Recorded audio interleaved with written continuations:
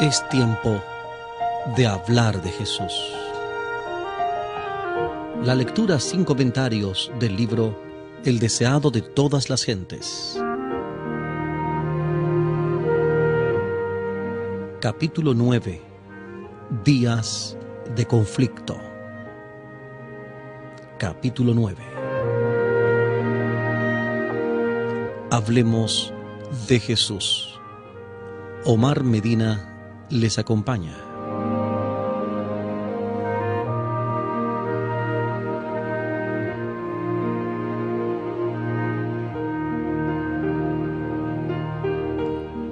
Desde sus más tiernos años, el niño judío estaba rodeado por los requerimientos de los rabinos.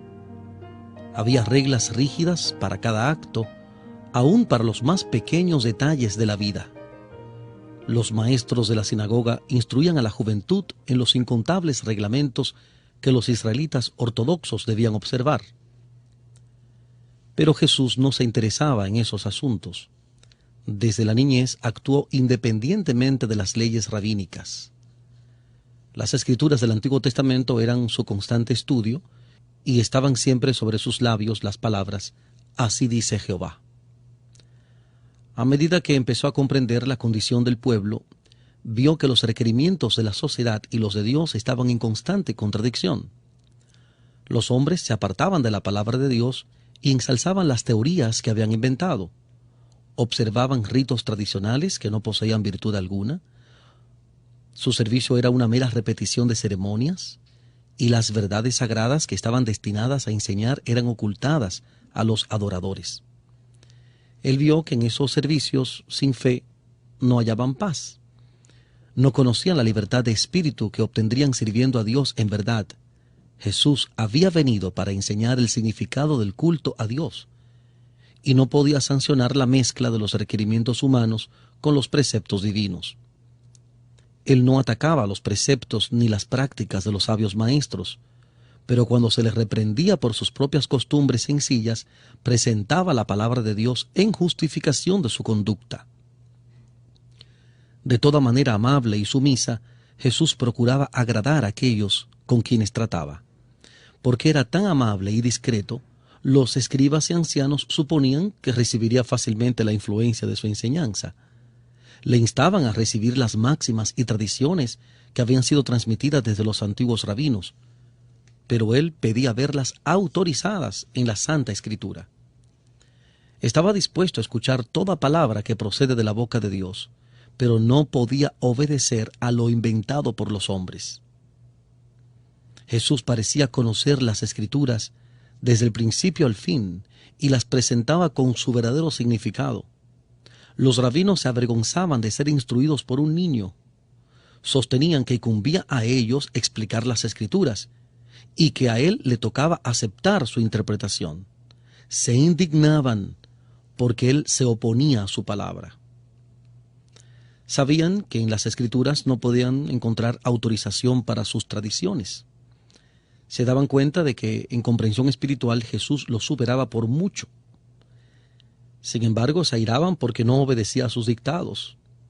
No pudiendo convencerle, buscaron a José y María y les presentaron su actitud disidente. Así sufrió él reprensión y censura. En edad muy temprana, Jesús había empezado a obrar por su cuenta en la formación de su carácter, y ni siquiera el respeto y el amor por sus padres podía apartarlo de la obediencia a la palabra de Dios. La declaración «escrito está» constituía su razón por todo acto que difería de las costumbres familiares. Pero la influencia de los rabinos le amargaba la vida. Aún en su juventud tuvo que aprender la dura lección del silencio y la paciente tolerancia. Sus hermanos, como se llamaba a los hijos de José, se ponían del lado de los rabinos, insistían en que debían seguirse las tradiciones como si fuesen requerimiento de Dios. Hasta tenían los preceptos de los hombres en más alta estima que la palabra de Dios, y les molestaba mucho la clara penetración de Jesús al distinguir entre lo falso y lo verdadero. Condenaban su estricta obediencia a la ley de Dios como terquedad. Les asombraba el conocimiento y la sabiduría que manifestaba al contestar a los rabinos. Sabían que no había recibido instrucción de los sabios, pero no podían menos que ver que los instruía a ellos. Reconocían que su educación era de un carácter superior a la de ellos, pero no discernían que tenía acceso al árbol de la vida, a una fuente de conocimientos que ellos ignoraban. Cristo no era exclusivista y había ofendido especialmente a los fariseos al apartarse en ese respecto de sus rígidas reglas. Halló al dominio de la religión rodeado por altas murallas de separación, como si fuera demasiado sagrado para la vida diaria, y derribó esos muros de separación. En su trato con los hombres, Jesús no preguntaba, ¿cuál es tu credo? ¿O a qué iglesia perteneces? Ejercía su facultad de ayudar en favor de todos los que necesitaban ayuda. En vez de aislarse en una celda de ermitaño a fin de mostrar su carácter celestial, trabajaba fervientemente por la humanidad. Inculcaba el principio de que la religión de la Biblia no consiste en la mortificación del cuerpo. Enseñaba que la religión pura y sin mácula no está destinada solamente a horas fijas y ocasiones especiales.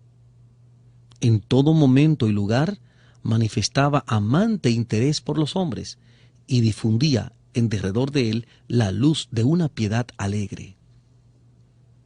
Todo esto reprendía a los fariseos. Demostraba que la religión no consiste en egoísmo y que su mórbida devoción al interés personal distaba mucho de ser verdadera piedad. Esto había despertado su enemistad contra Jesús, de manera que procuraban obtener por la fuerza su conformidad a los reglamentos de ellos. Estamos presentando la lectura sin comentarios del capítulo 9 del libro El deseado de todas las gentes. Capítulo 9. Días de conflicto.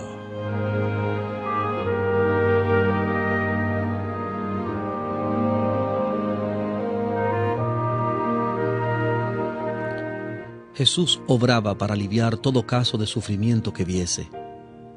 Tenía poco dinero que dar, pero con frecuencia se privaba de alimento a fin de aliviar a aquellos que parecían más necesitados que él. Sus hermanos sentían que la influencia de él contrarrestaba fuertemente la suya. Poseía un tacto que ninguno de ellos tenía ni deseaba tener. Cuando ellos hablaban duramente a los pobres seres degradados, Jesús buscaba a estas mismas personas y les dirigía palabras de aliento. Daba un vaso de agua fría a los menesterosos y ponía quedamente su propia comida en sus manos. Y mientras aliviaba sus sufrimientos, asociaba con sus actos de misericordia las verdades que enseñaba, y así quedaban grabadas en la memoria. Todo esto desagradaba a sus hermanos. Siendo mayores que Jesús, les parecía que él debía estar sometido a sus dictados. Le acusaban de creerse superior a ellos y les reprendían por situarse más arriba que los maestros, sacerdotes y gobernantes del pueblo. Con frecuencia le amenazaban y trataban de intimidarle, pero él seguía adelante, haciendo de las Escrituras su guía. Jesús amaba a sus hermanos y los trataba con bondad inagotable, pero ellos sentían celos de él y manifestaban la incredulidad y el desprecio más decididos. No podían comprender su conducta. Se les presentaban grandes contradicciones en Jesús. Él era el divino Hijo de Dios y sin embargo un niño impotente. Siendo el creador de los mundos, la tierra era su posesión y sin embargo la pobreza le acompañaba a cada paso en esta vida. Poseía una dignidad e individualidad completamente distintas del orgullo y arrogancia terrenales. No contendía por la grandeza mundanal y estaba contento aún en la posición más humilde. Esto airaba a sus hermanos. No podían explicar su constante serenidad bajo las pruebas y las privaciones. No sabían que por nuestra causa se había hecho pobre, a fin de que con su pobreza fuésemos enriquecidos, como dice 2 Corintios 8:9. 2 Corintios 8:9. No podían comprender el misterio de su misión mejor de lo que los amigos de Job podían comprender su humillación y sufrimiento.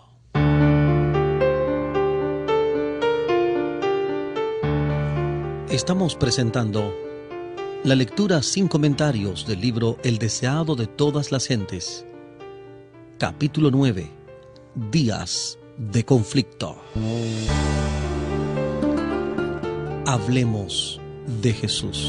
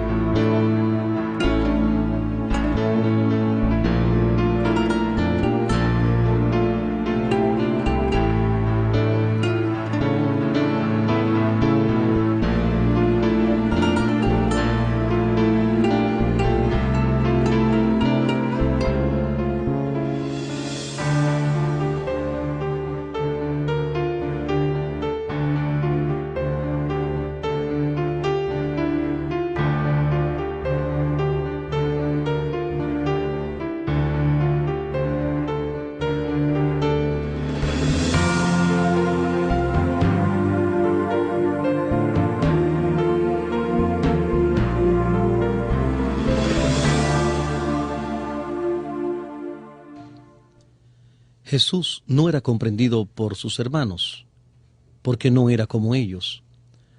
Sus normas no eran las de ellos. Al mirar a los hombres, se habían apartado de Dios y no tenían su poder en su vida. Las formas religiosas que ellos observaban no podían transformar el carácter. Pagaban el diezmo de la menta y el eneldo y el comino, pero omitían lo más grave de la ley, es a saber, el juicio, la misericordia y la fe. Como dijo Jesús en Mateo capítulo 23, versículo 23, Mateo 23, 23. El ejemplo de Jesús era para ellos una continua irritación. Él no odiaba sino una cosa en el mundo, a saber, el pecado. No podía presenciar un acto malo sin sentir un dolor que le era imposible ocultar. Entre los formalistas, cuya apariencia santurrona ocultaba el amor al pecado y un carácter en el cual el celo por la gloria de Dios ejercía la supremacía, el contraste era inequívoco. Por cuanto la vida de Jesús condenaba lo malo, encontraba oposición tanto en su casa como fuera de ella. Su abnegación e integridad eran comentadas con escarnio, su tolerancia y su bondad eran llamadas cobardía. Entre las amarguras que caen en suerte a la humanidad, no hubo ninguna que no le tocó a Cristo. Había quienes trataban de vilipendiarle a causa de su nacimiento, y aún en su niñez tuvo que hacer frente a sus miradas escarnecedoras e impías murmuraciones. Si hubiese respondido con una palabra o mirada impaciente, si hubiese complacido a sus hermanos con un solo acto malo, no habría sido un ejemplo perfecto. Así habría dejado de llevar a cabo el plan de nuestra redención. Si hubiese admitido siquiera que podía haber una excusa para el pecado, Satanás habría triunfado y el mundo se habría perdido. Esta es la razón por la cual el tentador obró para hacer su vida tan penosa como fuera posible, a fin de inducirle a pecar. Pero para cada tentación tenía una respuesta. Escrito está. Rara vez reprendía algún mal proceder de sus hermanos, pero tenía alguna palabra de Dios que dirigirles. Con frecuencia le acusaban de cobardía por negarse a participar con ellos en algún acto prohibido. Pero su respuesta era: escrito está. El temor del Señor es la sabiduría y el apartarse del mal la inteligencia. Job 28:28. Job 28:28. Había algunos que buscaban su sociedad sintiéndose en paz en su presencia, pero muchos le evitaban porque su vida inmaculada los reprendía. Sus jóvenes compañeros le instaban a ser como ellos. Era de carácter alegre, les gustaba su presencia y daban la bienvenida a sus prontas sugestiones. Pero sus escrúpulos los impacientaban y le declaraban estrecho de miras. Jesús contestaba: escrito está. ¿Con quién impera el joven su camino? con guardar tu palabra. En mi corazón he guardado tus dichos para no pecar contra ti. Así dice el libro de Salmos en el capítulo 119, versículos 9 y 11. Con frecuencia se le preguntaba, ¿por qué insistes en ser tan singular, tan diferente de nosotros todos? Escrito está, decía, bienaventurados los perfectos de camino, los que andan en la ley de Jehová. Bienaventurados los que guardan sus testimonios y con todo el corazón le buscan, pues no hacen iniquidad los que andan en sus caminos. Eso está también en el libro de Salmos, en el capítulo 119.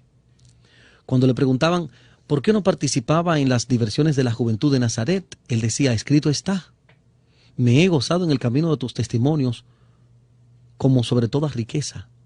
En tus mandamientos meditaré, consideraré tus caminos, me recrearé en tus estatutos, no me olvidaré de tus palabras. Estas declaraciones del Salmo 119 están desde el versículo 1 hasta el versículo 16. Salmo 119. Jesús no contendía por sus derechos. Con frecuencia su trabajo resultaba innecesariamente penoso, porque era voluntario y no se quejaba.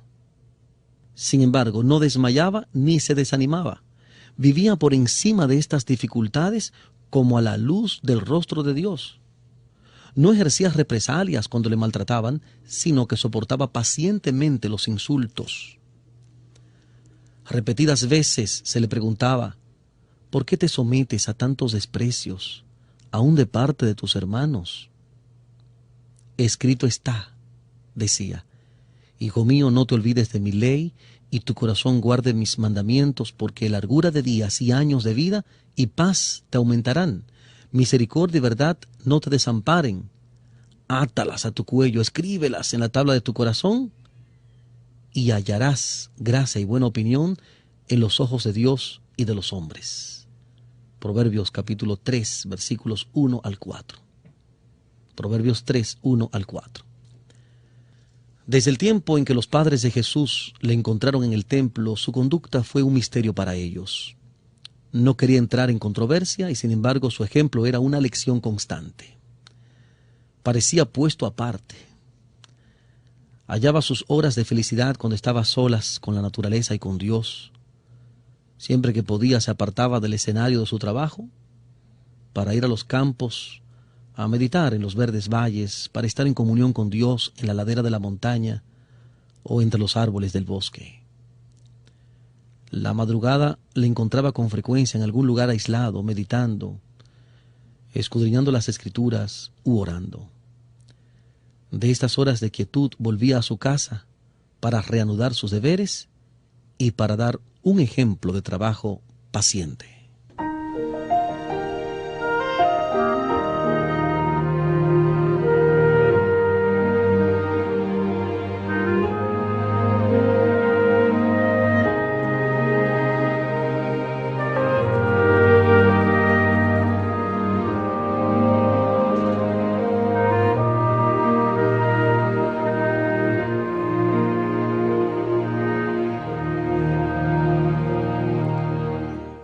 La vida de Cristo estaba señalada por el respeto y el amor hacia su madre. María creía en su corazón que el santo niño nacido de ella era el Mesías prometido desde hacía tanto tiempo, y sin embargo no se atrevía a expresar su fe. Durante toda su vida terrenal compartió sus sufrimientos, presenció con pesar las pruebas a él impuestas en su niñez y juventud. Por justificar lo que ella sabía ser correcto en su conducta, ella misma se veía en situaciones penosas. Consideraba que las relaciones del hogar y el tierno cuidado de la madre sobre los hijos eran de vital importancia en la formación del carácter. Los hijos y las hijas de José sabían esto, y apelando a su ansiedad trataban de corregir las prácticas de Jesús de acuerdo con su propia norma. María hablaba con frecuencia con Jesús y le instaba a conformarse a las costumbres de los rabinos, pero no podía persuadirle a cambiar sus hábitos de contemplar las obras de Dios y tratar de aliviar el sufrimiento de los hombres y aún de los animales. Cuando los sacerdotes y maestros pedían la ayuda de María para dominar a Jesús, ella se sentía muy afligida, pero su corazón se apaciguaba cuando él presentaba las declaraciones de la Escritura que sostenían sus prácticas.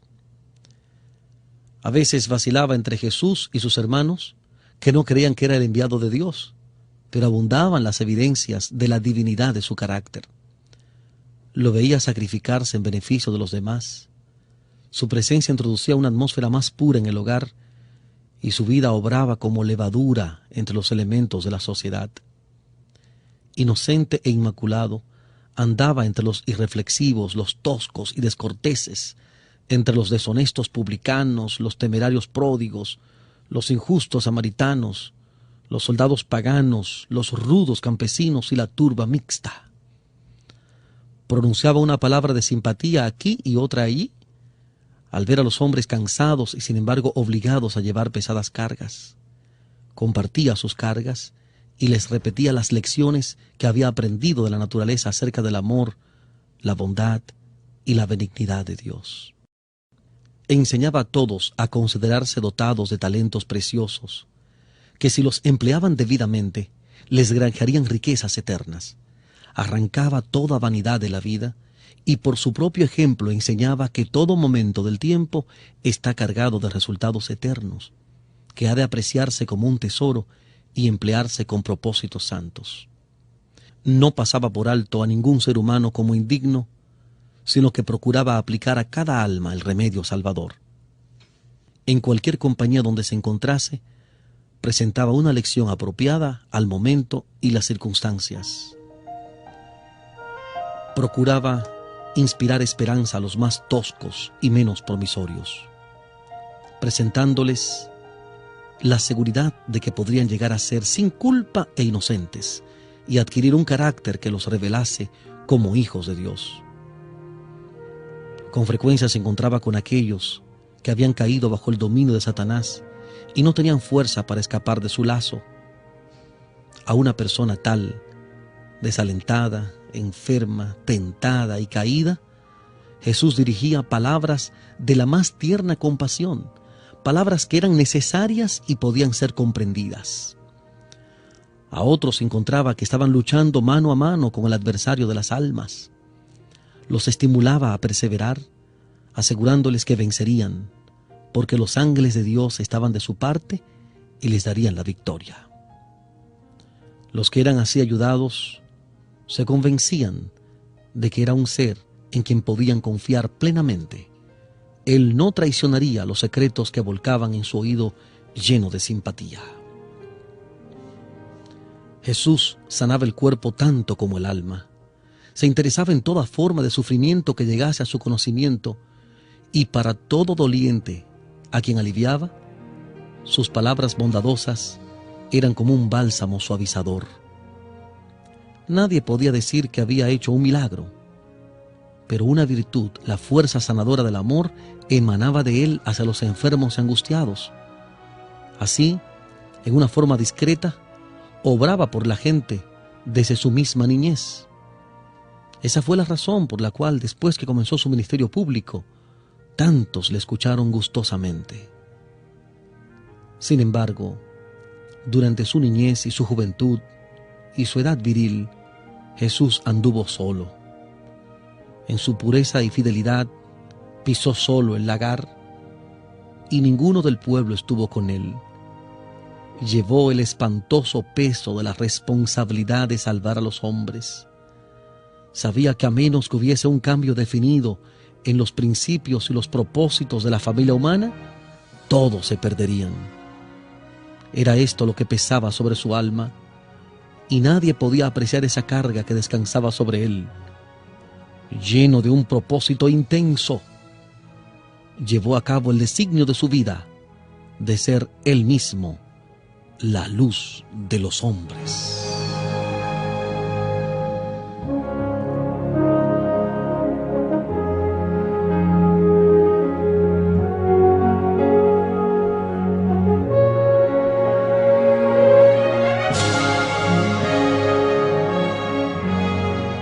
Hablemos de Jesús.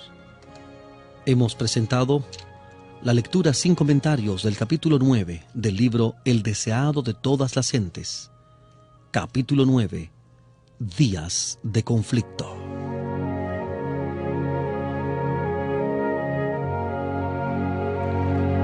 Omar Medina les acompañó.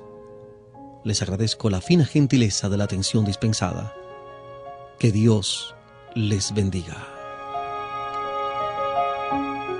Hablemos de Jesús.